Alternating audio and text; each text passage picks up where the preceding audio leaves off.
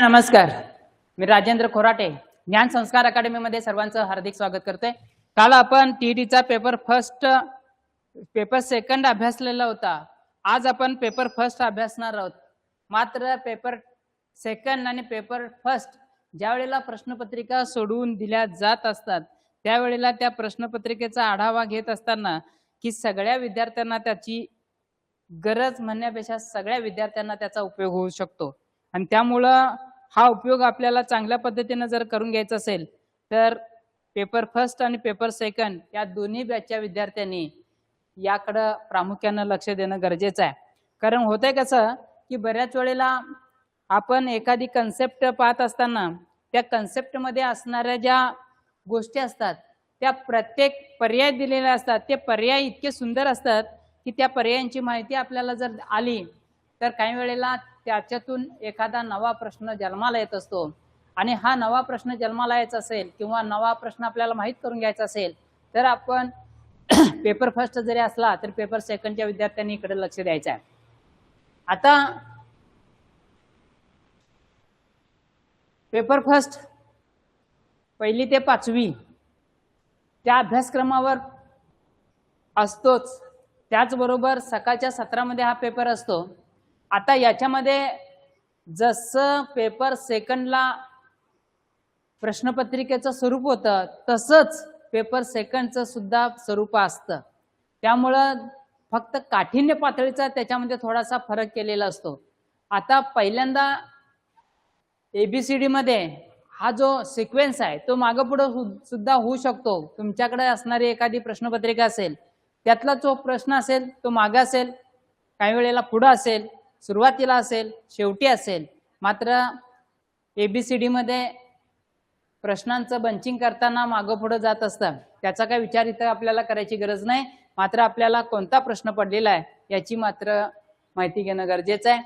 आता संधी प्रकारानुसार विसंगत पर्याय कोणता? आता संधी पेपर सेकंडला सुद्धा होताच आणि पेपर फर्स्टला सुद्धा आहे। मग आता तुम्ही म्हणाल यामध्ये महोदार्य, गंगौध, दुर्दैव, जनैक गोंधळून न जाता पहिल्यांदा काय करायचं की ज्या वेळेला 4 पर्याय दिलेले आहेत या 4 पर्यायातील संधी प्रकार आपल्याला ओळखायचा आहे। आता संधी प्रकार ओळखत असताना की महा अधिक औदार्य, दु अधिक दैव, गंगा अधिक ओघ, जन अधिक ऐक्य। आता ज्या वेळेला संधी होताना आपल्याला त्याची फोड करावी लागते। आता फोड करताना पहिली गोष्ट दिसतं आपल्याला की महा अधिक औदार्य, गंगा अधिक ओघ, दु अधिक दैव, जन अधिक ऐक्य। तुम्ही फक्त पहिल्यांदा साध्या नजरेतून लक्षात आला असेल की इथं फक्त दूच्या पुढे विसर्ग आलाय आणि बाकी कुठं काय विसर्ग आहे काय नाही। पहिली ट्रिक्स तुमच्या लक्षात असू द्या, म्हणजे या 4 शब्दामध्ये हा तिसरा शब्द आहे तो वेगळा आहे, हा विसर्ग संधीमध्ये जातो की ज्या वेळेला विसर्गाच्या पुढे मृदू व्यंजन जर आले असेल तर त्याचा र होतो, म्हणून र विसर्ग संधी मध्ये हा शब्द मोडतो। आता इथं आ अधिक औ, आ अधिक ओ, अ अधिक आई हे सगळे ऊर्ध्वादेश संधीमध्ये मोडतात। म्हणजेच पहिले 3 प्रकार, एक पहिला पर्याय, दुसरा पर्याय, चौथा पर्याय हे ऊर्ध्वादेश संधीतले प्रकार आहेत आणि तिसरा पर्याय हा विसर्ग र संधीतला आहे। म्हणजेच संधी प्रकारानुसार विसंगत पर्याय कोणता तर पर्याय क्रमांक 3 याचं उत्तर असणार आहे। आता त्याचबरोबर जरासं आपण पुढे जातोय,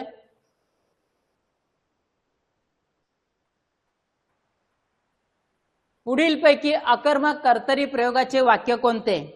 आता अकर्मक कर्तरी प्रयोगाचे वाक्य कोणते? प्रश्न लक्षात घ्या। अकर्मक कर्तरी तुम्हाला प्रश्न विचारताना काय केलंय की कर्तरी प्रयोग न विचारता अकर्मक कर्तरी विचारलेला आहे. म्हणजे ज्या वाक्यामध्ये अकर्मक कर्म नाही असं पहिल्यांदा वाक्य शोधायचं. आता कर्म नाही असं पहिल्यांदा वाक्य शोधलात तर तुम्हाला उत्तर आपोआपच मिळायला लागतं. दुसरी ट्रिक्स एक लक्षात घ्यायचं की कर्तरी प्रयोग असतो त्यावेळेला कर्त्याला कोणताही प्रत्यय लागलेला नसतो. दोन मेट्रिक्स सांगितल्या. एक अकर्मक मध्ये कर्म नाही, नंबर 2 कर्त्याला प्रत्यय नसतो. या दोन ट्रिक्स लक्षात ठेवल्या तर अकर्मक कर्तरी प्रयोगाचं उदाहरण ओळखायला येतं. आता प्रयोग म्हटलं कर्ता कर्म आणि क्रियापद या तीन गोष्टी पहिल्यांदा ओळखता आल्या पाहिजेत. आता 3-4 उदाहरणं दिलेली आहेत.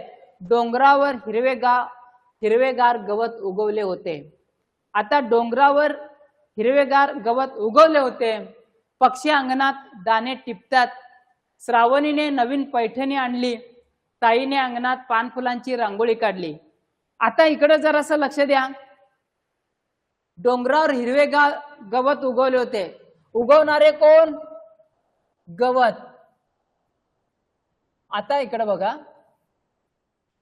इथं काय झालंय? क्रियापद आहे आणि क्रियापद असल्यामुळं गवत हे काय आहे तर करताय. पक्षी अंगणात दाणे टिपतात. टिपणारे कोण? पक्षी. पक्षी हा करताय, टिपतात हे क्रियापद आहे. पक्षी टिपण्याची क्रिया दाण्यावर घडलेलं इथं कर्म आहे. हे उत्तर होणार नाही आहे. श्रावणीने नवीन पैठणी आणली. आणणारी कोण? श्रावणी. काय आणली? पैठणी. हे पण कर्म आहे. ताईने अंगणात पानफुलांची रांगोळी काढली. काढणारी कोण? ताई. काय काढली? रांगोळी. रांगोळी कर्म आहे. हे होणार नाही, हे होणार नाही. आता इथं मात्र कर्म नाही. पहिलं उत्तर सापडलं तुम्हाला. कर्त्याला प्रत्यय आहे का? नाही. म्हणजे पर्याय क्रमांक 1 हे याचं उत्तर आहे. लक्षात आलं? आता दिलेल्या आकृतीची म्हण ओळखून अनुक्रमे दुसऱ्या आणि 7व्या क्रमांकाच्या अक्षराने तयार होणाऱ्या शब्दाचा समानार्थी शब्द पर्यायातून निवडा. किचकट काम आहे. असे चौकोन दिलेले आहेत किंवा एखादी अक्षर काय करतात? विस्कटून टाकतात आणि आपल्याला एखादी म्हण तयार करायला सांगितलेली आहे. आता ही म्हण तयार करताना त्याने काय याच्यावरून सुद्धा कळणार नाही आपल्याला. पाऊस, ओंजळ, पोकळ, वृत्ती काहीच कळत नाही. मग आता आपल्याला या अक्षरातून एक म्हण तयार करावी लागते. आता ही म्हण तयार करत असताना तुम्ही जरासं गेस करा, आपल्याला येते का बघा, का जेणेकरून तुम्हाला लक्षात येईल की याच्यातून म्हण कोणती आहे. आता सा ली भा रो भ का प खा खी. आता तुम्ही कधीतरी ऐकलं असेल, मी एकच शब्द तुम्हाला दिलाय, भपका. तुम्ही पुढचं बघा, येते काय? भपका भारी. भपका भारी, खिसा खाली.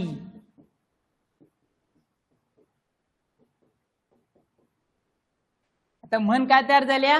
भपका भारी, खिसा खाली. आता तुम्हाला कधीतरी अर्थ पण विचारतात. आता भपका भारी, खिसा खाली. काही माणसं आपल्याला अशी पाहायला भेटतात की मोठे बडेजावपणा मारण्याचा प्रयत्न करतात. मी श्रीमंत आहे असं स्वतःला समजतात. मोठेपणाचा मोठा बडा आव आणतात.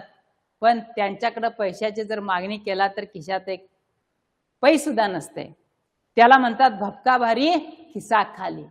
आता तुम्हाला काय विचारलंय? याच्यातील दिलेल्या आकृतीतील म्हण ओळखलं तुम्ही. दुसऱ्या व 7व्या 1, 2 म्हणजे दुसरं अक्षर काय? प. व 7व्या क्रमांकाच्या अक्षरांनी 7वं, दुसरं, तिसरं, चौथं, 5वं, 6वं, 7वं. पसा. आता पसा शब्द तयार झालाय. या शब्दाचा समानार्थी शब्द पर्यायातून निवडा. पसा. पाऊस, ओंजळ, पसा. ओंजळीत घाला पसा. पसा म्हणजे ओंजळ. आलं काय नाही? म्हणजे इकडे बघायची सुद्धा गरज नाही, पर्याय क्रमांक 2 हे याचं उत्तर आहे. आलं काय लक्षात? बघा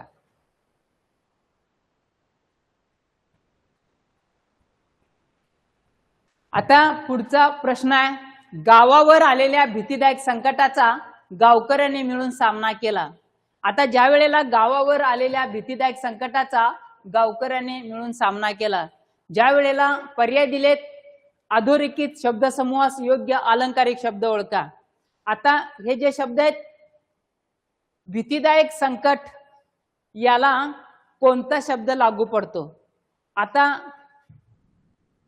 हमरी तुमरी लागू पडतो का? नाही. पर्वणी, एखादी गोड बातमी, एखादी गोड संदेश, एखादी गोड माहिती, त्याला पर्वणी म्हणतात. इष्ट आपत्ती, एखादं संकट, साधे संकट, इष्टापत्ती म्हणतात त्याला. म्हणजेच गंडांतर, हे याला भीतीदायक संकटाचा गावकऱ्यांनी मिळून सामना केला. म्हणजे गावावर एखादं गंडांतर आलं, अचानक राक्षस दररोज येत असेल, माणसं खात असेल, गंडांतर येतं. तर कोरोनाचं गंडांतर आलं.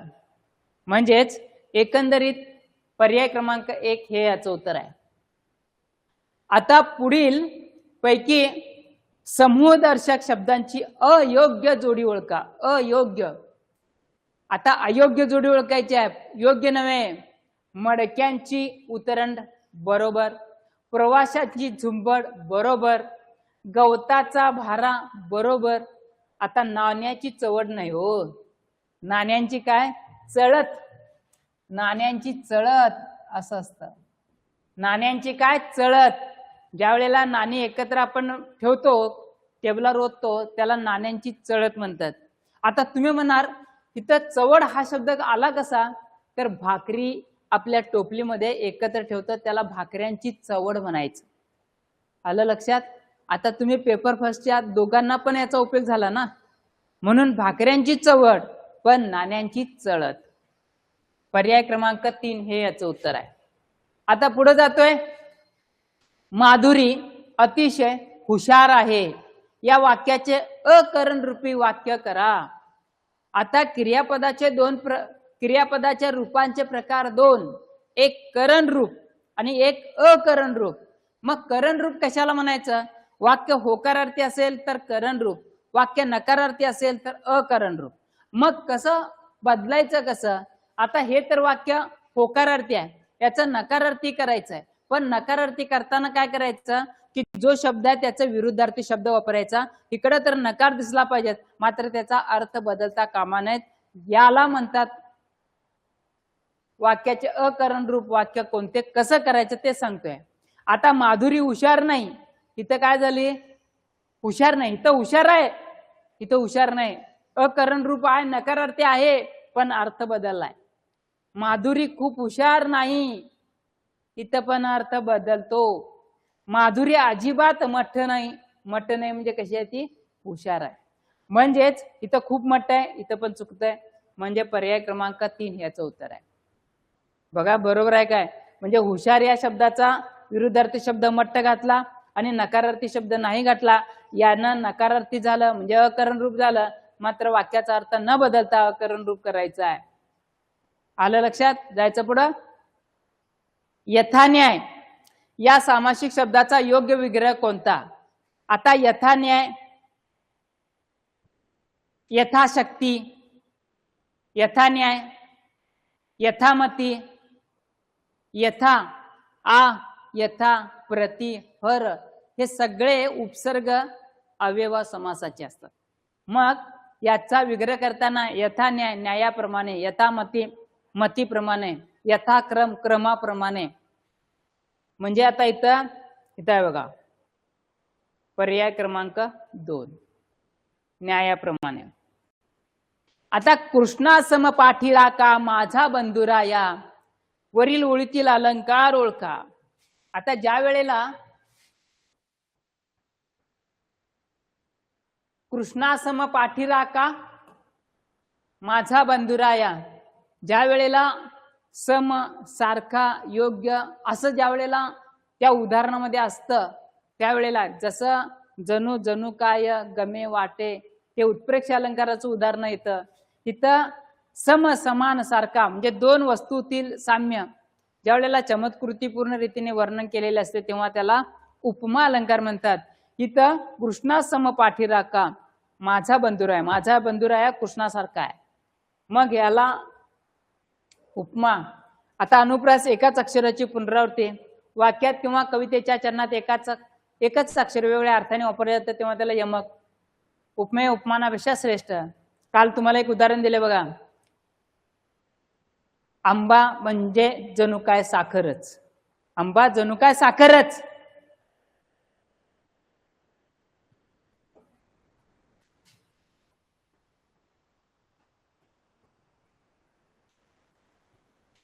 आता काय केलं बघा, शुद्ध लेखनाचा प्रश्न आहे, तुम्हाला पण सहज सोपा जाणार आहे. अलीकडे पाऊसाचे प्रमाण खूप कमी झाल्याने वृक्षारोपण मोहीम राबवली पाहिजे.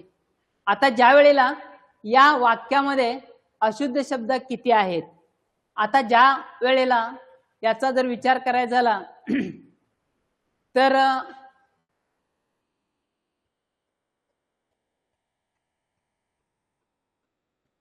अशुद्ध शब्द किती आहेत?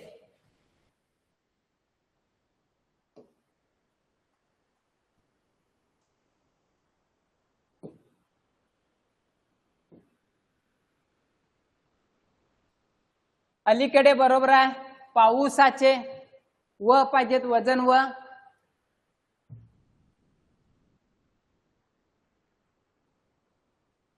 इथं काय झालंय, वाक्य टायपिंग करताना चुकलंय. इथं काय केलेलं, इथं पहिलं होतं, इथं नळातलं होतं, त्याच्यानंतर मोहीमचं ही पहिलं होतं, इथं ही दुसरं होतं. म्हणजे किती चुका होत्या, इथं 1 2 3 4 5 होत्या, म्हणजे 5 चुका होत्या. त्याचं पर्याय क्रमांक 2 होतं उत्तर. कारण का तेवढं ते दुरुस्त करून घ्या, म्हणजे तेवढ्या चुका आहेत. म्हणजे इथं एक चूक होती, ही पहिली पाहिजे होतं, ही पाहिजे होतं, इथं ही दुसरी पाहिजे होतं, आणि हे नळातलं. ठीक आहे, तेवढं करेक्शन तुम्ही करून घ्यायला हरकत नाही. मी विचारले तुम्ही देशावर प्रेम करता म्हणजे काय करता, मी विचारले तुम्ही देशावर प्रेम करता म्हणजे काय करता, या वाक्यात किती विरामचिन्ह येतील? मी वाक्य वाचताना कसं वाचलंय बा, मी विचारले तुम्ही देशावर प्रेम करता म्हणजे काय करता, गेस करा काय येते का बघा. मी विचारले विरामचिन्ह इथं 1 वापरलं.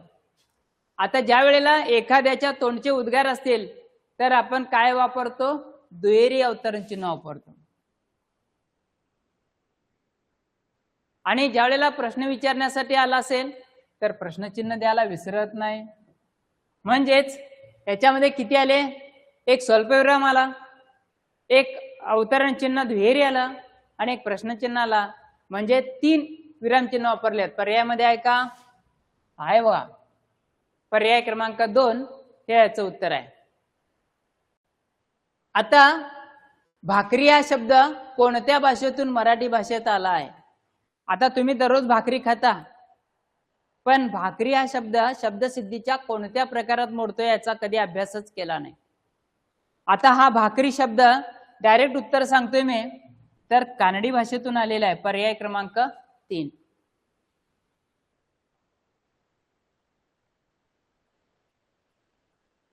यशवंतराव चव्हाण यांचे आत्मचरित्र पुढीलपैकी कोणते? डायरेक्ट उत्तर आली पाहिजेत.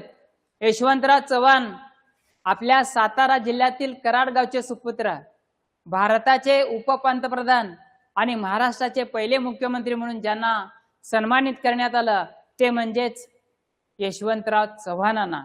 आता यशवंतराव चव्हाण एक राजकारणी होतेच, तर त्याही पेक्षा एक साहित्यिक म्हणून त्यांचा परिचय आपल्या महाराष्ट्राला आहे, आपल्या देशाला आहे. आता यशवंतराव चव्हाणांचं आत्मचरित्र ज्या वेळेला कृष्णा आणि कोयना या 2 नद्यांचा संगम कराडला साधलेला आहे, त्यांनी सह्याद्रीचे वारे, कर्रेचे पाणी, कृष्णा काठ, कृष्ण कमळ. पर्याय कोणता असेल बघा, तुमचं उत्तर असणार आहे कृष्णा काठ. पर्याय क्रमांक 3. मग आता ही 3 पुस्तकं कुणाची असावीत? तर सह्याद्रीचे वारे हे सुद्धा त्यांचंच पुस्तक, मात्र त्यांच्या भाषणाचं पुस्तक आहे. हे कृष्णाकाठ आत्मचरित्र आहे. कारण आत्मचरित्रांचा अभ्यास करत असताना दया पवारांचं बलूत, लक्ष्मण मान्यांचा उपरा, शंकरराव खरातांचा तराळ अंतराळ, उत्तम बंडू तुपेचा पण लक्षात कोण घेतो, सिंधुताई सपकाळांचा मी वनवासी, ज्या वेळेला ही नावं आत्मचरित्रामध्ये मोडतात. कर्रेचे पाणी, प्रल्हाद केशवात्रे, ज्यांना केशव कुमार म्हणतात, त्यांचं आत्मचरित्र. कृष्ण कमळ ग दि माडगुळकरांचं आहे. आता प्रजासत्ताक दिनाच्या कार्यक्रमासाठी प्रमुख अतिथी म्हणून उपस्थित असलेल्या व्यक्तीस तुम्ही कोणते पत्र लिहाल? आता तुमच्याकडं प्रजासत्ताक दिनाचा कार्यक्रम आहे, तुम्ही त्या पाहुण्यांना निमंत्रित केलेला आहात. प्रजासत्ताक दिनाच्या कार्यक्रमानिमित्त झेंडावंदन केलं असेल किंवा काही बक्षीस वितरणाचा कार्यक्रम असेल किंवा अन्य कार्यक्रम असेल, ते पाहुणे तुमच्या कार्यक्रमाला उपस्थित राहिलेले आहेत. आता उपस्थित राहिलेल्या पाहुण्यांना आपण काय केलं पाहिजे? एक पत्र देणं गरजेचं आहे. कोणतं द्याल? अभिनंदन कराल काय? निमंत्रण देऊ शकाल काय? निमंत्रण अगोदर दिलेलं होतं, ते आलेले आहेत. आभार तक्रार करणार आहात का त्यांचे? नाही ना. म्हणजे कोणतं पत्र असणार आहे? आभाराचं. पर्याय क्रमांक 3. आता अभंगाच्या ओळी व रचनाकार यांची विसंगत जोडी ओळखा. आता काय झालं सांगतो तुम्हाला, की ज्या वेळेला अभंगाच्या ओळी, हे अभंग आपल्याला माहिती असतील तर आपण पडदिशी सोडवू शकतोय. मला वाटतं एकच तुम्हाला अभंग माहिती आहे. धरिला पंढरीचा चोर, गळा बांधोनिया दोर, संत जनाबाईंचा. हे बरोबर आहे. आता बाकीचं मात्र तुम्हाला येणार नाही का? तर कधी वाचनात आलेलं नाही. आता निंबा कडूपण देत असे, निंबा कडूपण देत असे कोण, युक्षा गोडपण कवन करे. ही संत बहिणाबाईंचीच आहे. बरोबर आहे. असे कसे झाले बोंधू, कर्म करोनी म्हणती साधू, तुकाराम महाराज. हे पण बरोबर आहे. मग आता माझे माहेर पंढरी, सुखे नांदू मातिरी. आता तसं जर पाहायला गेलात तर संत जनाबाई, संत एकनाथ या महाराज या संतांनी पंढरपूरच्या विठ्ठलाचं वर्णन आपल्या अभंगामध्ये करण्याचा प्रयत्न केला, परंतु हे संत निर्मळाचं नाही. हे संत निर्मळाचं नाही. मग हे कोणाचं आहे? हे कान्होपत्रेचं आहे.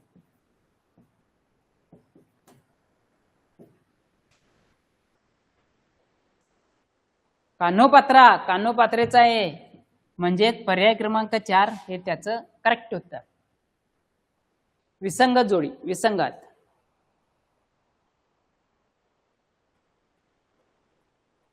आता पहिल्यांदा आलाय कविता. ज्या वेळेला कवितेचा अभ्यास करत असताना जरासं बघा, कविता वाचून त्या खालील प्रश्नांची अचूक उत्तरे पर्यायातून निवडा.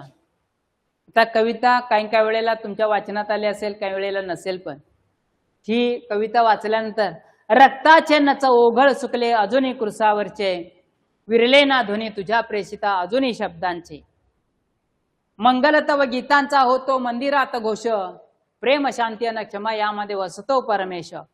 आणि आज हे तुझ्या पताका ज्यांच्या हातात, निशस्त्रांच्या रक्तामासामध्ये नाहतात, मर्दांच्या बंदुका उडाल्या मुलाबायकात, जगजेत्यांच्या पराक्रमाची स्फूर्तीपद रीत, पाचोळ्या परी पडली पाहून प्रेतांची रास, नयन झाकले असशील देवा तू आपले खास.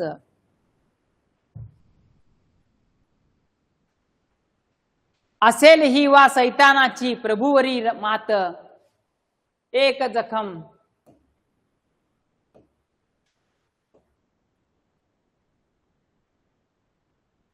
एक जखमन नवीन येशू तुझ्या काळ जात. आता जरासं इकडे बघा, ही मी कविता वाचली जरा कुठेतरी ट्रेस लागतो का बघा. ही कविता आहे कुसुमाग्रजांची. कुसुमाग्रजांनी ज्यावेळेला 13 एप्रिल 1919 रोजी जालियनवाला बाग या ठिकाणी इंग्रजांच्या विरोधामध्ये महात्मा गांधींच्या विनंतीला मान देऊन सगळे भारतीय एकत्र जमलेले होते. परंतु त्यावेळेला इंग्रज अधिकारी जनरल डायर, त्या जनरल डायरनं त्या जालियनवाला बागेचा अमृतसरचा जो परिसर जर पाहिलात तर तिथं जायला एकच वाट आणि यायला पण वाट तीच होती. संपूर्ण सैनिकांना त्यांनी त्या दरवाजाला उभं केलं आणि आपल्या सैनिकांना आदेश दिला की यांच्यावरती गोळीबार झाला पाहिजे.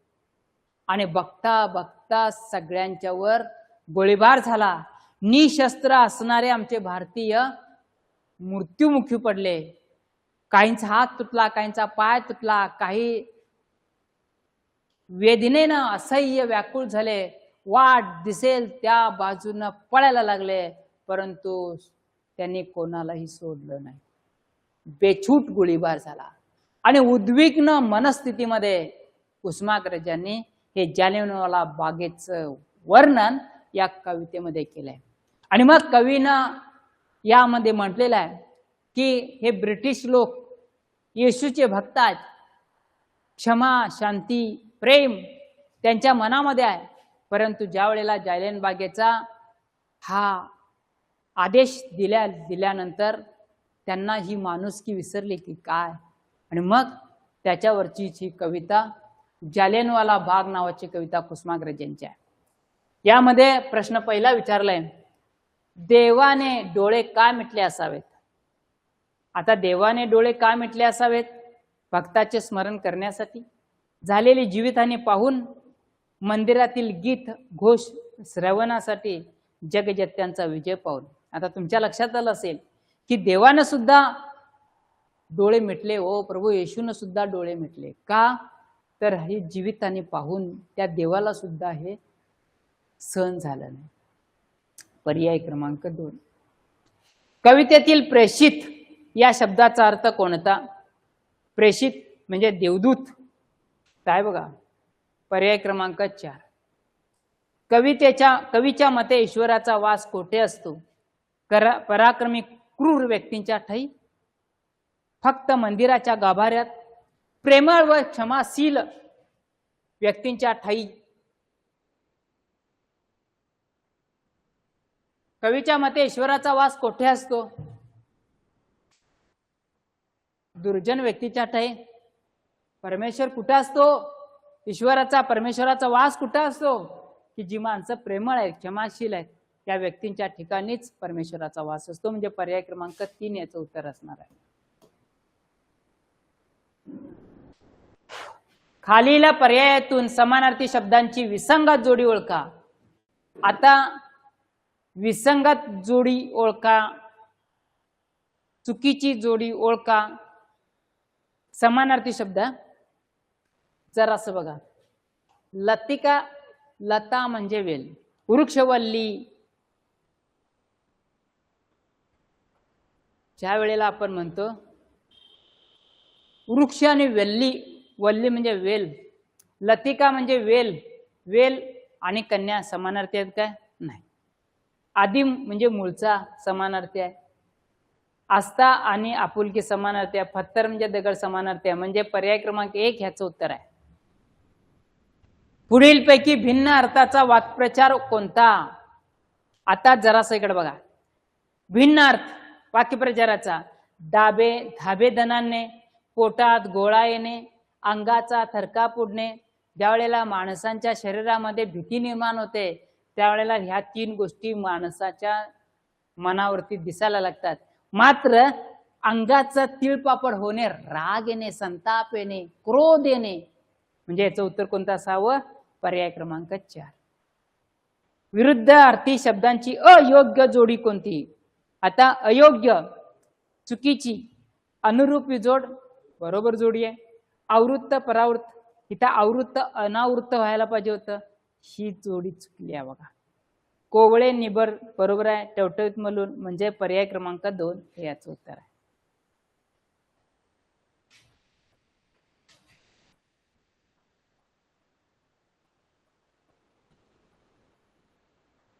आता उतारा दिलेला आहे, उतारावरचे प्रश्न तुम्हाला सोडवायला सांगितलेले आहेत. आपल्यासारख्या सामान्यांना शब्द वाचूनचे संवाद भावणारही नाहीत की परवडणारही नाहीत. आपल्याला कठीण, साधे, सरळ, वक्र असे का होईना, पण बोलणे आणि ठणठणीत बोलणेच हवे असते. आणि या बोलण्याचे किती अनंत प्रकार असतात. व्यक्ती तितक्या प्रवृत्ती अशी म्हण आहे. त्या चालीवर माणसे तितकीच बोलकी अशी म्हण बनवायला हरकत नाही. मोकळा संवाद असे आपण म्हणतो, पण समाजात वावरताना या तथाकथित मोकळ्या संवादावर कशी आणि किती बंधने पडतात ते पाहिले म्हणजे गंमत वाटते. मित्रमंडळीशी गप्पा मारताना आपण खूप मुक्त मोकळे असतो अशी आपली समजूत असते, पण ती खरी असते का? आपणाला एकमेकांचे अनेक गुणदोष, एकमेकांच्या जीवनातले बरे वाईट तपशील ठाऊक असतात. म्हणजे प्रत्येकाला आपण ज्यावेळेला गप्पा मारतो प्रत्येकाच्या उणीवा दोष आपल्याला माहिती असतात, त्याचे चांगले वाईट परिणाम आपल्याला माहित असतात. त्यामुळे जिथे कधी मोकळ्या गप्पा होत असल्या तरी अनेकदा नात्यातल्या जवळीकतेमुळे कधी कधी एक चमत्कारिक अवघडलेपणही होते, अनुभवायला येते. एकमेकांची मते, आग्रह, दुराग्रह ठाऊक असल्यामुळे मतभेदांचे अवघड विषय बहुधा आपण शितापीने सहज टाळतो. वृत्तीतल्या हळव्या जागा, स्वाभिमानाची ठिकाणे माहीत असल्यामुळे बोलताना त्यांना कुठे धक्का लागणार नाही, समोरच्या व्यक्तीचे मन दुखावले जाणार नाही, याची सतत काळजी घ्यावी लागते. आता मित्रातला संवाद, त्यावेळेला उतारा वाचला तुम्ही, त्यावेळेला इथे एक व्यक्ती तितक्या प्रवृत्ती, प्रत्येक व्यक्तीचे विचार भिन्न भिन्न. ज्यावेळेला दोन व्यक्ती एकत्र येतात त्यावेळेला एकमेकांचे विचार एकमेकाला माहिती असतात. त्याची उणीव कोणती आहे, त्याचा वीक पॉईंट कोणता आहे, या सगळ्या गोष्टी माहिती असतात.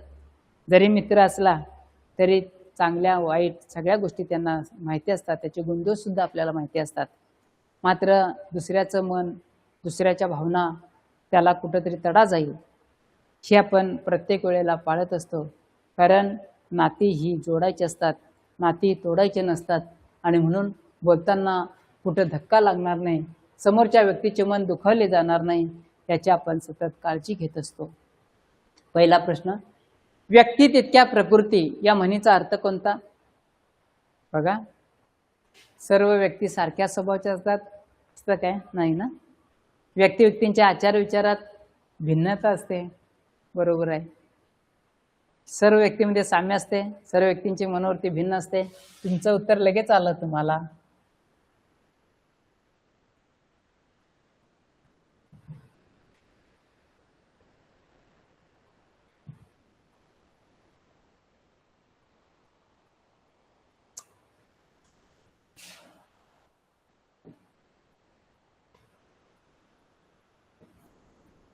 संवादात मतभेदाचे अवघड विषय टाळले जातात. कारण तुमच्या लक्षात आलं असेल, एकमेकांची मते ठाऊक असतात, बरोबर आहे. हट्टी स्वभावाची जाणीव तुम्हाला असते, आम्हाला असते.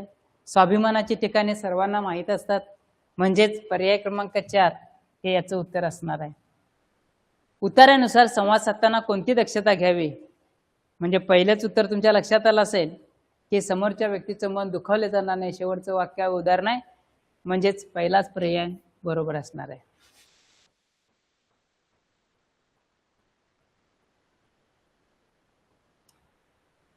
मामाने बाचीस बोलकी बावली आणले या वाक्यातील विशेषणाचा प्रकार कोणता? आता याच्यातला नाम कोणता देऊया ओळखायचं. आता बावली हे नाम आहे, बावलीला बद्दल अधिक माहिती सांगणारा शब्द कोणता आलाय? बोलकी. आता बोलकी बावली या वाक्यातील विशेषणाचा प्रकार गुणविशेषण, संख्यावाचक, सार्वनामिक, धातू साधित. आता इथं संख्या आहे का? हो नाही, हे नाही पर्याय. इथं सर्वनाम आहे काय? नाही, हे पर्याय. हा गुण आहे काय? नाही आहे, हा पर्याय नाही. हे धातू आहे, कारण का बोल, बस, उठ, जा, बोल, पळ, हस हे सगळे धातू आहेत. आणि धातूला प्रत्यय लागून तयार होणाऱ्या शब्दांना धातू साधित म्हणतात. आणि या धातू साधित म्हणजे बोल, बोलकी बावली, पळणारा कुत्रा, पळ, धावणारा घोडा, धाव, ज्या वेळेला नाचणारा मोर, नाच, असे जे शब्द असतात ना ते धातू साधित असतात. त्यामुळे ह्याच्यावर पण जरा बारकाईने लक्ष द्या. हा विशेषणाचा प्रकार प्रामुख्याने वारंवार विचारलेला आहे. पुढं कर्नल संतोष महाडिक आपल्या तुकडीसह पुढे सरसावले आणि अधोरेखन केले तुकडीसह. आता तुकडीसह ज्या वेळेला शब्दाला जोडून एखादा शब्द येतो तेव्हा त्याला तिथं केवळ प्रयोग यावे नाही, उद्गार नाही, ते क्रियाविशेषण आहे. क्रियापदाबद्दल अधिक माहिती नाही, शब्द घ्यावे. बरोबर आहे, शब्दाला जोडून आलंय. हो, उभे न्यावे, दोन शब्द दोन वाक्य जोडलेले आहे काय नाही, उत्तर बरोबर आहे, शब्दाला जोडून आलंय, शब्द घ्यावे. आता आम्ही पूर्ण दिवस पाण्यात डुंबलो, अधोरेखित शब्दाच्या विभक्तीचा कार्यकार्थ ओळखा. आता कार्यकार्थ ओळखत असताना जो शब्द अधोरेखित केला त्या शब्दाला कोणता प्रत्यय लागला अगोदर बघायचं. ह्याला प्रत्यय कोणता लागलाय? त. आता त प्रत्यय त या तय्या कोणत्या विभक्तीत येतो? सप्तमी. सप्तमीचा कार्यकार्थ अधिकरण. अधिकरण म्हणजे स्थळ किंवा ठिकाण दाखवलं जातं त्याला अधिकरण म्हणतात. मग आता आपण बघूया, कर्म नाही, करण अधिकरण हाय बघा इथं,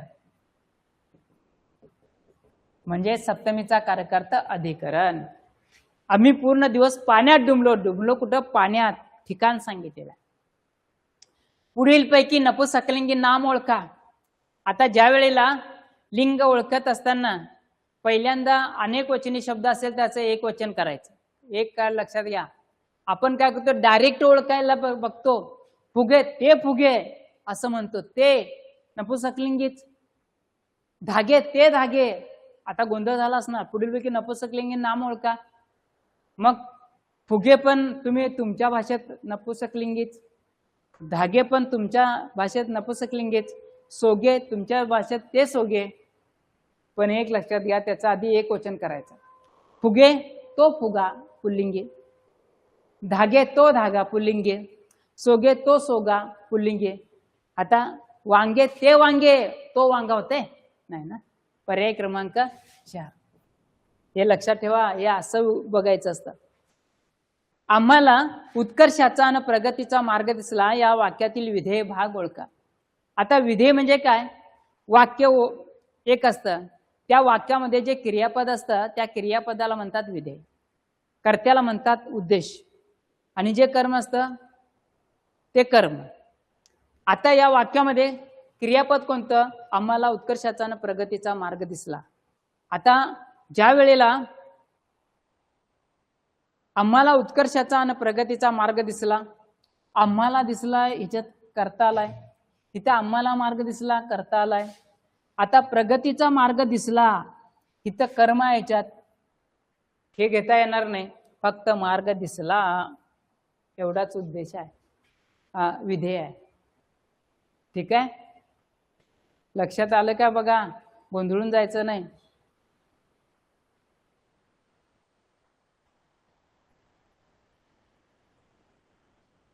शंकर सावकाराच्या कचाट्यात गवसू नये म्हणून मी त्याला मदत केली. वरील वाक्याचा प्रकार ओळखा. आता शंकर सावकाराच्या कचाट्यात गवसू नये म्हणून मी त्याला मदत केली. आता या वाक्यामध्ये दोन वाक्य. पहिलं वाक्य काय? शंकर सावकाराच्या कचाट्यात गवसू नये, एक, मी त्याला मदत केली. दुसरं वाक्य कशानं जोडलंय? म्हणून. ज्या वेळेला पहिल्या वाक्यावर दुसरं वाक्य अवलंबून असतं तेव्हा ते असतं मिश्र.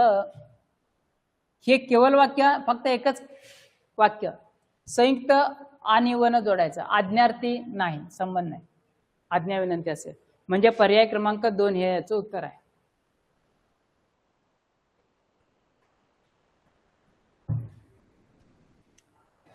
पुढीलपैकी मूर्धन्य वर्ण कोणता?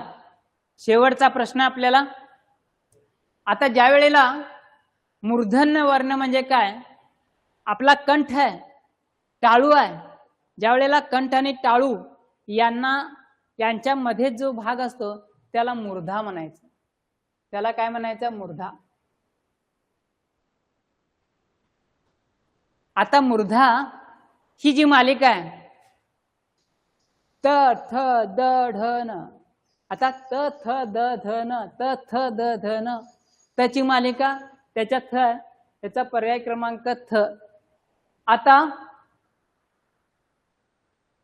बाकीचा हे दंत दाताला स्पर्श करून होणारे त थ द ध न ट ठ ड ढ न हे सगळे कोणते आहेत? दंत तालव्य आणि मूर्धन्य तालव्य.